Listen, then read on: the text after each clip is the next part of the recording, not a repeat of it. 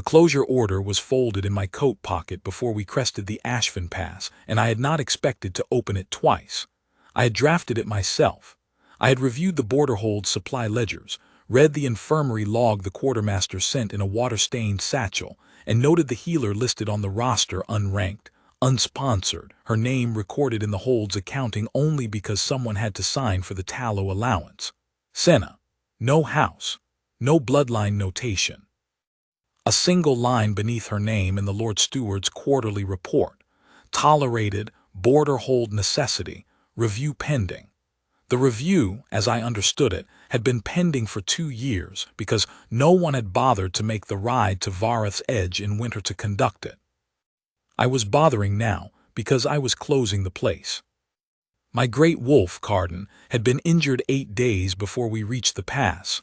A wolf iron trap set by poachers in the duskwood, sprung on his left forepaw before my outriders could clear the path. The wound was not killing him. That was almost the worst problem. It was deep enough to fester if not properly drawn, shallow enough that every ranked healer we stopped for along the route looked at it and said, "Treatable," and then reached for it. And then Carden showed them his teeth with a patience that was not actually patience. The third healer, a senior guild practitioner out of Aldenmere who charged me 40 marks for the consultation, had the wound half-wrapped before Carden peeled back his lip, and the man stepped back and said he would not be responsible for the outcome.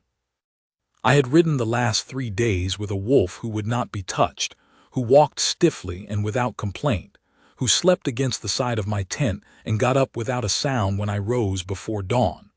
Watching him bear it without theater had made me feel something in my chest that I did not categorize. I simply rode faster. Vareth's Edge presented itself through the snowfall as a collection of low stone buildings pressed against the eastern face of the pass wall, as if the architecture had tried to become part of the rock to survive the wind and mostly succeeded. The watchtower had a cracked lintel. The yard was swept clean, I noted that, and the woodpile was organized by cut, the largest pieces to the back, which was the correct way to do it, and not something every border hold did. 2 pack wolves were sleeping against the south-facing wall in a wedge of thin winter sun. They raised their heads when we rode in. They did not scatter. Lord Steward Pereth met us in the yard. He was a narrow man with the careful posture of someone who knew his posting was not prestigious and had decided years ago to perform adequacy rather than reach for more. He gave me the correct bow, showed my outriders to the stable without being asked, and began the sentence I had come to hear. "Your Grace, the border hold has faced considerable." "Where is the infirmary?" I said. He paused. "The infirmary is in the east wing, Your Grace, small facility. The healer manages it alone as we've had difficulty. I'll see it before the inspection." I did not explain. I did not particularly owe him one. Carden was walking at my left heel in that stiff, deliberate way he'd had for 3 days, and I wanted the wound seen before the day's business, even if the seeing produced another set of teeth. The east wing was lower than the main hall, the ceiling close enough that I ducked the door frame. The room beyond it was not large. Stone walls, 2 windows, tallow candles burning even in the afternoon, because the windows faced northeast and caught nothing useful in winter. A long work table on the left wall with instruments laid in order, bone-handled lancets from smallest to largest, linen rolls wound tight and stacked, a clay jar of something that smelled sharply of pine resin, and a second thing I could not name. Against the far wall, 4 low beds, currently empty. On the floor near the window, a wolf I didn't recognize, gray, large, older, lay on a flattened fleece, and a woman knelt beside it with her back to me, doing something to its left shoulder with a cloth and what appeared to be total concentration. She did not look up. I said nothing because Carden had stopped walking. He had stopped so abruptly that I had taken 2 more steps before I noticed and turned back. He was standing in the doorway, not at the threshold in it, his forepaws on the stone inside the room, and he was looking at the woman's back with an expression I had seen on him perhaps twice in 11 years. Still, Not the stillness of patience or of waiting. The stillness of a wolf who has arrived somewhere. The woman sat back on her heels and said, without turning, "There's another one in the doorway. I can hear the gate. Left forepaw, and it's been a few days." I looked at her back. "Yes." "Has he eaten?" I considered the question. "Less than usual. He hasn't complained." "They don't." She turned then, and I saw her face, not young, not old, somewhere between those two things, a face that had spent time in wind and tallow light and arrived at something level. Her eyes went to Carden before they went to me. "Will he come?" she said. "Not can I approach him, not is he dangerous." She asked if he would come, which was the more accurate question. "He doesn't let people near the wound," I said. "3 healers." "I heard you in the yard." She looked at Carden again. "You don't have to," she told him. "I'm here." I have known Carden for 11 years. I have had him since he was a gray and black pup the size of a bread loaf, left by his dam in the east kennel of my father's hall because she'd had 10 and kept 9, and the smallest one was his problem now. I have seen him charge a mounted raider. I have seen him sit at attention through a 3-hour council session without moving. I have seen him grieve, quietly, when my father died, pressing himself against the hall door and not eating for 2 days. I watched him cross the infirmary floor to her. He did not hurry, but he went. He sat beside her with his shoulder pressed against her knee and put his forepaw forward on the stone, and she took it in both hands without ceremony and looked at the wound with the lamp held close. I stayed where I was in the doorway, for reasons I did not catalogue at the time. She worked for a long while. She cleaned it. I could see enough of what she was doing to understand the process, if not every particular, and she applied the pine resin substance from the clay jar and a second compound from a smaller container that smelled like copper and winter bark, and she rewrapped the paw with a linen strip that she tore to exactly the right length without measuring. Carden did not move. He breathed slowly and kept his head down, and once, while she was drawing the linen tight, he turned and rested his chin on her knee, and she let him. When she was done, she sat back and looked at the paw a moment, then at me. 2 days of rest and he should bear weight without pain. The deeper tissue was close to turning. Another day on the road and you'd have had a real problem. She rose, unhurried, and carried the used cloth to a basin near the work table. The pine resin compound needs to stay dry. If he licks it, it isn't harmful, but it won't do what it's supposed to. "He won't lick it," I said. "No," she agreed, looking at Carden, who had lowered himself to the floor and put his chin on his forepaws. "I didn't think he would." I stood there for a moment. Then I said, "You're Senna." "Yes." "The infirmary log you send to the quartermaster," I said. "I've read the last 2 years." She looked at me with an expression that was not quite wariness and not quite nothing, a kind of measured attention, as if she was deciding whether to say a thing. "All right," she said.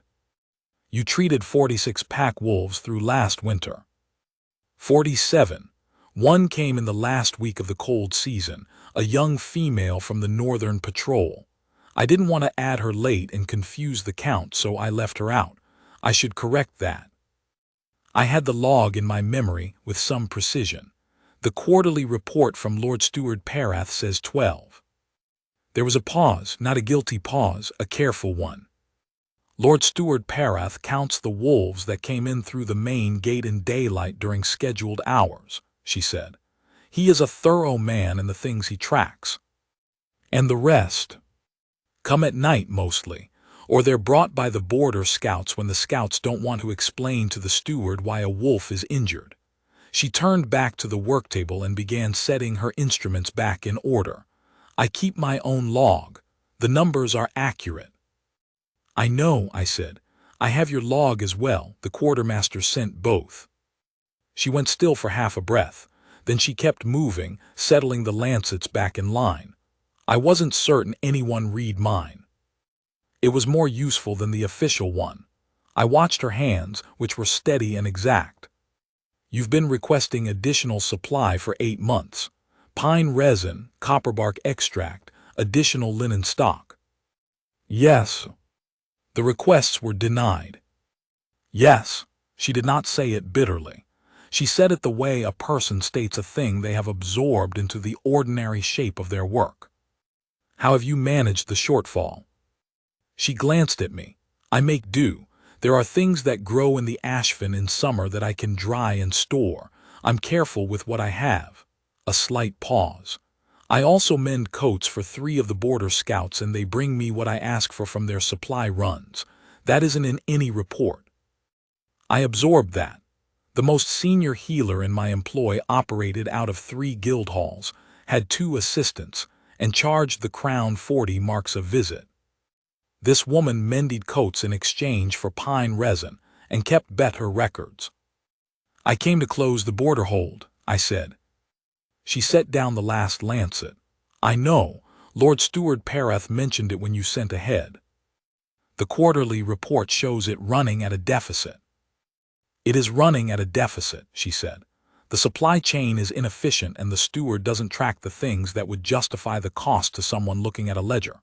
She looked at me directly then, and there was nothing defensive in it, just clarity.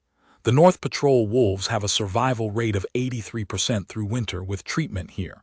The nearest alternative facility is 4 days' ride. In a bad winter, a 4-day ride is a death sentence for a wounded wolf. She paused. I'm not asking you to reconsider. I don't know what arguments have been made to you or what the full accounting looks like. I'm telling you what I track. I knew what the full accounting looked like. I had spent a week with it. I had not, until this moment, had this particular number. 83%, I said. Yes. What was it before you came? She glanced away, toward the older gray wolf resting on the fleece. 41 the year before. I have the death logs from the previous steward. I asked for them when I arrived. I had nothing useful to say to that, so I said nothing. I stood in the doorway of a low-ceilinged stone infirmary at the edge of my kingdom, and looked at a woman who had been mending coats for pine resin, and keeping 2 sets of records that no one read.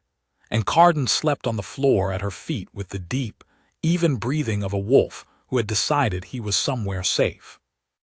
I left the infirmary to review the hold's other operations. I had an inspection to conduct, books to examine, Parath's account of the border hold's expenses to hear in full. I did all of it with appropriate attention. I asked the questions I had come to ask and wrote the answers in my record book in my own hand, as I always do, because I have found over 12 years of ruling that the act of writing a thing down prevents me from misremembering it later in the direction I would prefer.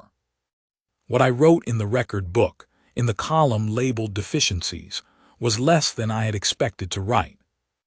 What I wrote in the column labeled notes was longer. I ate supper with Lord Steward Parath and my 2 senior lords, Aravan and Kas, who had ridden with me to witness the formal closure and the reassignment of the hold's personnel. Aravan was efficient and specific, and had done this kind of inspection before and was good at it. Kas had come because he had holdings in the Ashfin Valley and a commercial interest in what happened to the pass road. They were not wrong to be here. They were here for legitimate reasons. I watched them eat and talk, and noted that neither of them had visited the infirmary. After supper, I returned to the East Wing. I told myself this was because Carden was resting there and I wanted to check on the paw. That was true. It was not the whole truth, but it was the piece of it I was willing to hold at that moment. Senna was writing at the work table by candlelight when I came in. The flame leaned close to the page. She looked up without surprise and then back at her work, which I took as permission to enter. Carden was on the fleece beside the gray wolf, both of them asleep, the old wolf's side rising and falling slowly against Carden's flank. "He's well," she said without looking up. "He ate a little at dusk, good sign." "What are you writing?" "Winter record. I keep a running total of what I use and what I'd need to run the infirmary without the supply shortfall." She turned the page so I could see it, columns of figures, neat and without correction marks. "Habit. It won't matter after you close the hold, but I'll finish the season's account before I go. Someone should have the accurate numbers, even if no one reads them. I sat down on the stool across the worktable from her.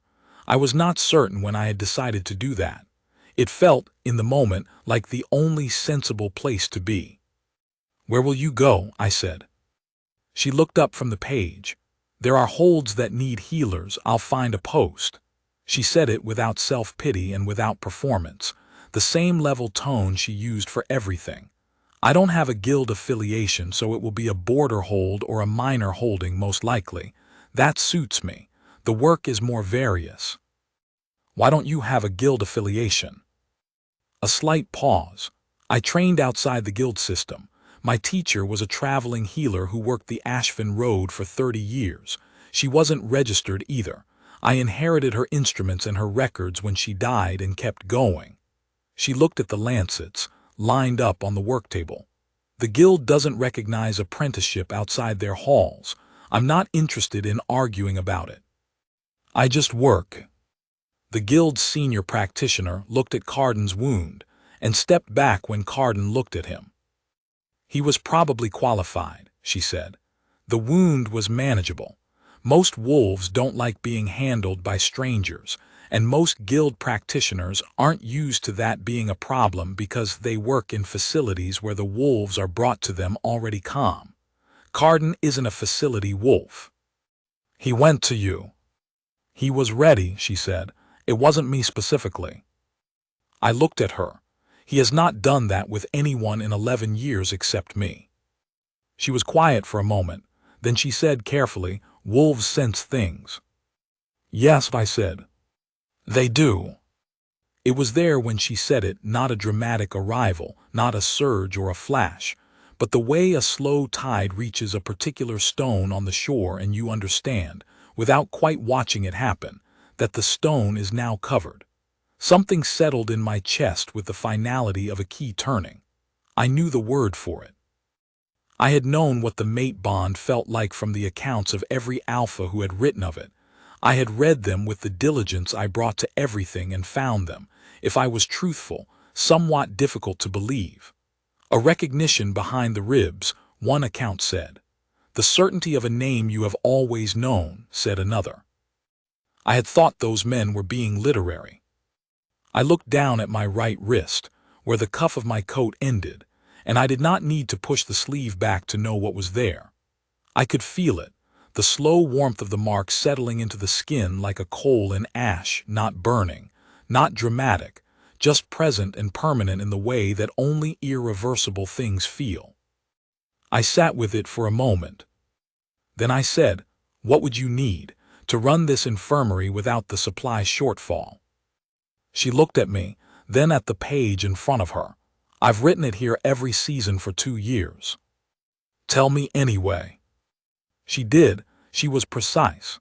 She did not inflate the numbers or soften them for the sake of what she thought I could be persuaded to hear.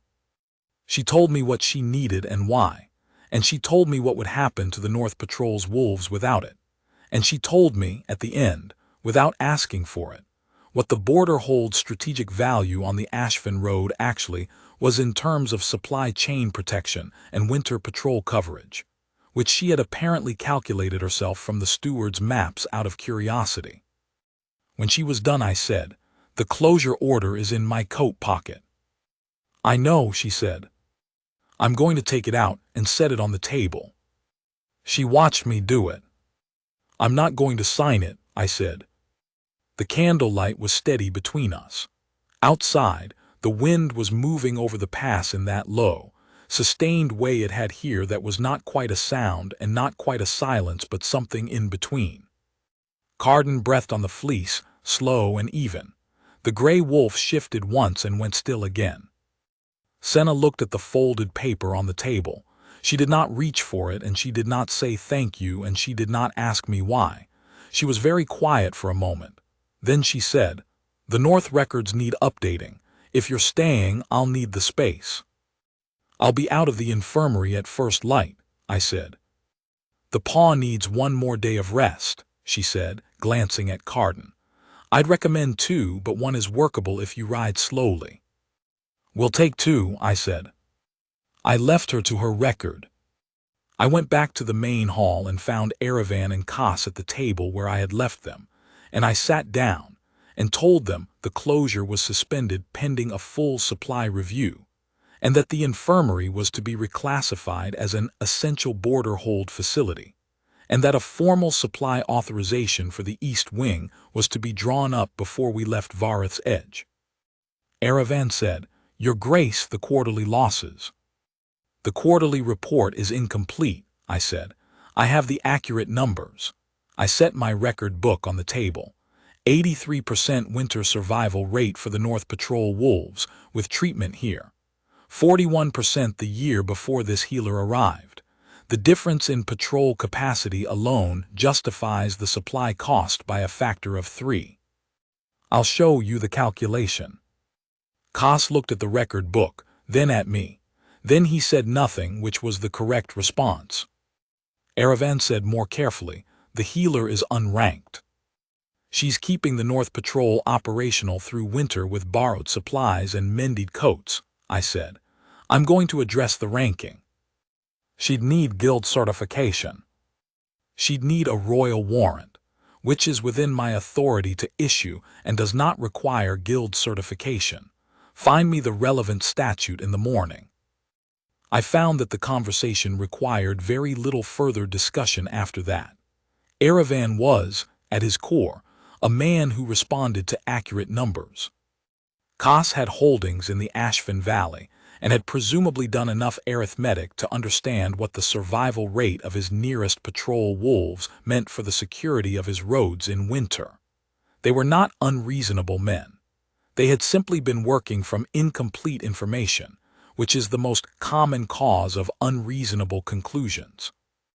I worked by lamplight until late, writing the formal supply authorization in my own hand, because I wanted the numbers to be exactly right, and I find that I am most careful with figures when I write them myself. I wrote the royal warrant separately, on the good paper I carry in my case for instruments of consequence, and I dated it with today's date and the seal from the signet on my left hand. I did not tell anyone what I had felt in the infirmary doorway. That was mine, and Senna's when I chose to tell her, and no one else's. In the morning I gave Carden his second day of rest and went back to the East Wing. Not for Carden's paw, which was already better. He was walking on it without the stiffness. But because I had the warrant in my coat, and because there were questions I wanted to ask her, and I found, with some interest, that I was not inclined to delay them. She was at the work table when I came in. She looked up. She waited. "I have a royal warrant," I said, "for formal recognition of the Vareth's Edge Infirmary as a Crown Essential Facility, and for the appointment of its senior healer to the post of Hold Healer under royal warrant, which carries the same standing and supply authority as guild certification." I set it on the table beside her record book. "You should read it before you accept it. I want you to understand what it means." She read it. She was thorough. She asked 2 questions, one about the supply authority, which was the practical question, and one about the holding structure, which surprised me because it was the more sophisticated one, the kind of question a guild practitioner would have asked, and that I had not expected from someone who described herself as a person who simply worked. I answered both questions. Then she said, "Why?" Not why the warrant. The warrant had a clear reason which she had already read. She meant something larger, I understood that. "Because the North Patrol Wolves have an 83% winter survival rate," I said, "and because my wolf went to you when he hasn't gone to anyone in 11 years. I paused. "And because there is something I should tell you, and I will tell you plainly, and you may take whatever time you need with it." She was very still. I told her plainly, not with the literary language of the accounts I had read, I am not that kind of man, but accurately, which is the only way I know to say true things. The mate mark, what it meant when it had settled. That it was not something I had anticipated or planned for, and that I was not, by disposition, someone who managed well the things he had not anticipated, but that I intended to try. That it would change nothing about the warrant, which stood on its own merits regardless of whatever she decided about the rest of it. That I was not asking her for anything tonight except that she know. She listened. When I was done, she looked at her hands on the table for a long moment. "I'm not Pac-born," she said. "I don't have a bloodline anyone would recognize." "No," I said. "The council will have opinions." "The council has opinions about everything," I said. "I find that managing their opinions is approximately half of ruling, and I have been doing it for 12 years. I'm not concerned about the council." She looked up at me. Something in her expression had shifted, not overcome, not undone, but different from the careful level attention she had given me yesterday. Something that was searching and also, underneath it, beginning to recognize. "You should know," she said, "that I will continue to keep 2 sets of records." "The accurate ones," I said. "Yes." "Good," I said. "Send them to me directly. I'll read them." The morning light came through the northeast windows and fell on the table between us, on the warrant and her record book, and the row of bone-handled lancets in their careful order. Carden was at the infirmary door, not quite inside, watching us with the patient attention of a wolf who has already decided how things are and is waiting for the people to arrive at the same conclusion. She said, "I'll need to think about it." "Of course," I said. "I may need more than a day." "Take the time you need. I'll extend the stay." She looked at me for a moment. Then, "Carden's paw will need the second treatment this afternoon." "I'll bring him at the 3rd bell," I said. "3rd bell," she agreed. I went back to the main hall and told Aravan we were staying 2 more days, and Aravan said, "The closure," and I said, "is not being executed." "I've told you this." Aravan said, "The lords in the valley will have expectations," and I said, "Then they will be instructed that the assessment produced different conclusions than the initial ledger suggested, which is accurate." Koss said nothing, which continued to be the correct response. I spent the rest of that morning reviewing the hold's full supply chain with a specificity I had not originally intended to apply, because Senna's calculations had raised questions about 3 other border facilities along the Ashfin Road, and I found, once I began looking, that the pattern was not unique to Vareth's Edge. There were things being tracked and things not being tracked, and the gap between them was consistently in the direction that made facilities look less essential than they were. At the 3rd bell, I brought Carden to the infirmary. She was waiting, the compounds ready on the table in the order she would use them. She knelt beside him and he put his paw forward, and she worked with the same unhurried precision as the day before, and I sat on the stool and watched, and after a while she said, "The deep tissue looks better. Another 3 days and it'll be clean." "We're staying 2 more, I said. "I know." She wound the fresh linen strip without looking up. "Lord Steward Parath told the kitchen." He seemed uncertain whether to be concerned. "He should be less concerned than he was 2 days ago," I said, "and more organized about his tracking systems, which I've told him." She glanced up at me, something almost like a smile, not quite but close. "I've thought," she said. "And I've decided to say yes." She tied off the linen with a small, precise knot. "Not because of the warrant, though the warrant is sensible, and not because of the bond, though I don't discount it." She sat back and looked at Carden, who was regarding her with the calm attention he usually reserved for very few people, which currently I could count on one hand, and she was on it. "Because you came in here 2 days ago, and the first question you asked wasn't about the closure order. You asked where the infirmary was." She looked at me. "I've had a long time in this post to learn to tell the difference between someone who is going through steps and someone who actually wants to know." I held her gaze. "I want to know," I said. "I know," she said. "That's why." Carden put his head on her knee and she let him, and I thought about the accounts I had read, the ones I had found somewhat difficult to believe, and I thought, I understand now why they resorted to literary language.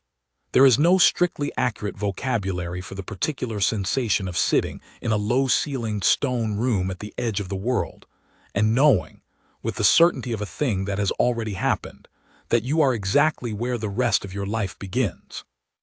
Aravan witnessed the formal signing of the supply authorization the next morning, in the great room of the hold, with Lord Steward Parath and Koss present. The border hold's reclassification as a Crown Essential Facility was read aloud by my recorder. Aravan signed as witness without comment, which took some internal effort from him, I suspect, but he made the effort and I noted it in his favor. Koss signed without hesitation, which confirmed my sense that he had done the arithmetic about his valley roads and arrived at the correct answer. Parath, to his partial credit, said, "I should have read both logs." He said it quietly, not as a performance. I told him he should and that he would, and that I expected the next quarterly report to accurately reflect the infirmary's patient numbers. He said, "Yes, Your Grace," and I believed him. We left Varath's Edge 2 mornings later, in new snow that was soft and unhurried, the kind that falls when the worst of the winter is beginning to ease its grip. Senna stood in the yard to see us off, her coat pulled close, her record book under her arm because she had apparently been in the middle of an entry when we came to the horses, and she hadn't put it down. Carden walked to her and pressed his head briefly against her hand, and she laid her palm on his ears a moment, and he turned and fell in at my left heel. I looked at her. She said, "I'll send the next supply requisition directly to you, through the Crown Channel." "Yes," I said. "The spring intake will be higher than winter. The border scouts take more injuries in the thaw." "I'll expect the numbers." She nodded, a pause. "Thank you for reading both logs." I said, "Thank you for keeping them." I turned my horse. The pass road opened ahead of us, snow softened and long. I did not look back, because I did not need to. I knew with the same settled certainty I had known since the first evening in the infirmary that she was there, that the bond was real, and that the distance was a temporary administrative condition that I would address in detail on my return to the capital. Aravan rode up beside me after we had cleared the hold and said, with the careful tone of a man choosing his words, "Your Grace, the royal warrant." "Yes. The council will note the timing." "Let them note it," I said, "and then let them look at the survival numbers and the supply cost and explain to me where I made an error." He was quiet for a moment, then, "I can't find one." "No," I said, "you can't." We rode into the pass. Carden moved at my heel without stiffness, his pace steady, and even the way he walks when he is well. The snow came down, soft and without hurry, and the Ashfin road stretched ahead, and I thought about a woman in a low-ceilinged stone room keeping 2 sets of records for 2 years because the accurate numbers mattered to her even when no one was reading them. I would read every one. The council had opinions, as councils do. I presented them with the numbers. After that, they had fewer opinions, as councils tend to when the numbers are accurate and presented by someone who has already decided and is informing rather than consulting. Lord Aravan became, over the following months, one of the reform's more efficient advocates because he found, once he began looking, that Varath's Edge was not the only hold where the official log and the true log diverged. He had a talent for finding those divergences. Once he was looking for them, which I had suspected, and the investigation confirmed. The warrant held. The supply authorization held. The infirmary at Varath's Edge was restaffed, 2 assistants, because the spring intake was, as Senna had predicted, significantly higher than winter, and the survival rate for the North Patrol wolves held above 80% through the following 2 seasons, and as far as I have since been able to verify, has not fallen below it. I returned to Varath's Edge in late spring, officially to review the first season's numbers under the new supply authorization.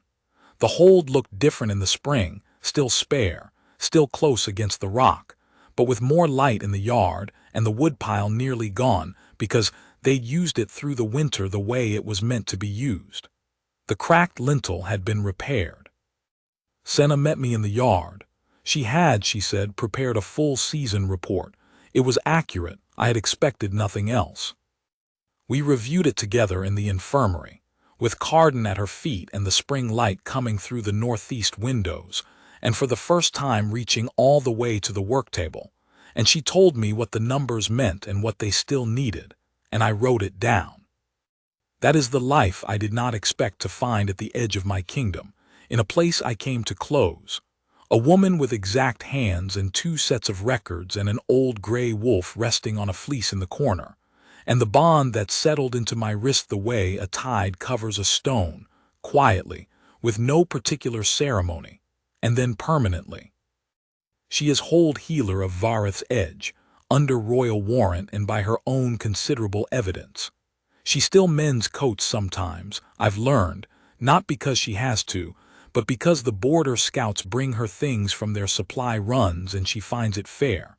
I have not told her to stop. It seems to me that a woman who kept 2 sets of records for 2 years, because accuracy mattered to her, even when no one was reading them, should be allowed to decide for herself what fairness looks like. I read every log she sends. I write back. The numbers between us are always accurate.